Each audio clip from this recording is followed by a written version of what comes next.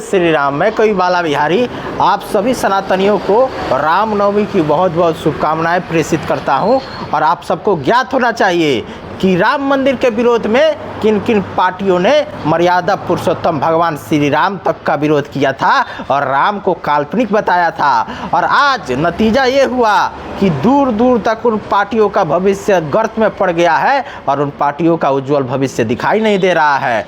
जो लोग राम को काल्पनिक बताते थे, राम को गालियां देते थे और रामचरितमानस को जलाने की बात करते थे, आज उनका मनोबल टूट चुका है। और इसका कारण क्या है? इसका कारण बस एक ही है कि आप सब ने, इस देश के सनातनियों ने मिलजुल कर देश के एक हिंदू हृदय सम्राट माननीय प्रधानमंत्री, देश के यशस्वी प्रधानमंत्री श्री नरेंद्र मोदी जी का साथ दिया, उनका समर्थन किया और वह हिंदू हृदय सम्राट अयोध्या में 500 वर्षों बाद राम मंदिर भी बनवाया और हिंदू हित में एक से बढ़कर एक कार्य किए। आपको ज्ञात होना चाहिए कि अभी कुछ दिन पहले वक्फ बोर्ड बिल पास हुआ और वक्फ बोर्ड बिल को पास ना हो इसके विरोध में कई सारे असामाजिक देशद्रोही पार्टियों ने समर्थन किया था। लेकिन वहीं वक्फ बोर्ड बिल पास करने के लिए कई पार्टियों ने माननीय प्रधानमंत्री जी का सपोर्ट किया और डंके के चोट पर वक्फ बोर्ड बिल पास हुआ।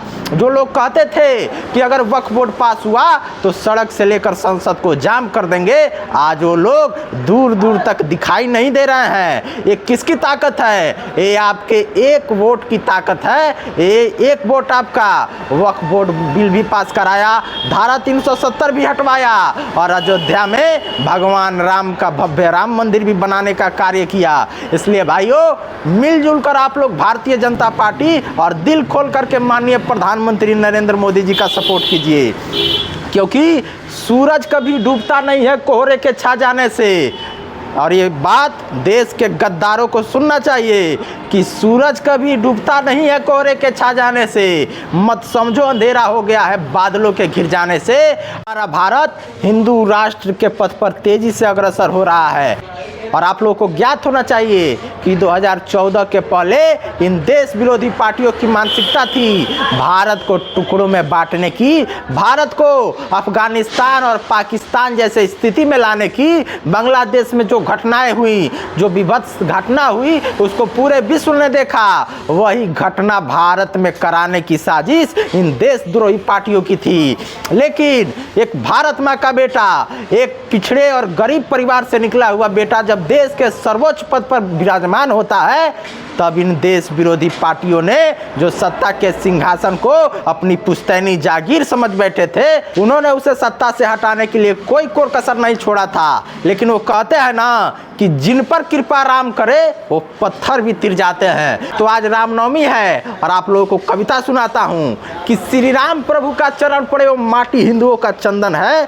श्री राम प्रभु का चरण पड़े वो माटी हिंदुओं का चंदन है। और धर्म के साथ जो खड़े हैं हिंदू, उन भाइयों का अभिनंदन है। धर्म के साथ जो खड़े हैं हिंदू, उन भाइयों का अभिनंदन है कि हिंदुस्तान का गौरव हिंदुओं की शान है मंदिर, अयोध्या में जन्मे राम की पहचान है मंदिर। कि हिंदुस्तान का गौरव हिंदुओं का शान है मंदिर, अयोध्या में जन्मे राम की पहचान है मंदिर।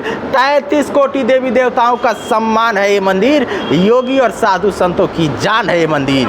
कि जब गोलियां चलाए थे मुलायम तो पूरा देश मौन था। कोई ये तो बता दो कि बाबर किसका कौन था?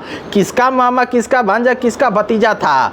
किसका मौसा, किसका साला, किसका जीजा था? किसका बेटा, किसका दामाद, किसका ससुर था? और किसका दादा, किसका परदादा, किसका अब्बा हजूर था? इस प्रश्न का किसी को ना जवाब मिलेगा, ना खान को, ना पठान को, ना नवाब को मिलेगा। क्योंकि भाइयों, सातों रंगों में भगवा रंग अकेले ही जगमगाता है। मुश्किल से मुश्किल हालात में भी हिंदुत्व तो कभी नहीं डगमगाता है। और इन ओवैसी जैसे देशद्रोहियों के गीदड़ भपकियों से मत घबराना दोस्तों, क्योंकि गांव में जब आग लगता है तो सबसे पहले कुत्ता ही भागता है। गांव में जब आग लगता है तो सबसे पहले कुत्ता ही भागता है। पिछले कुछ महीनों से यूट्यूब पर मेरी कोई कविता नहीं आ रही है, चूँकि बहुत व्यस्तता है। और बहुत जल्द एक से बढ़कर एक बहुत अच्छी अच्छी कविता आप लोग के सामने हमारी आने वाली है। देश हित में कलम चलने वाली है। आप लोग सपोर्ट कीजिए और हमारे इस कविता को आप लोग ज़्यादा से ज़्यादा शेयर कीजिए। बहुत बहुत धन्यवाद। जय श्री राम।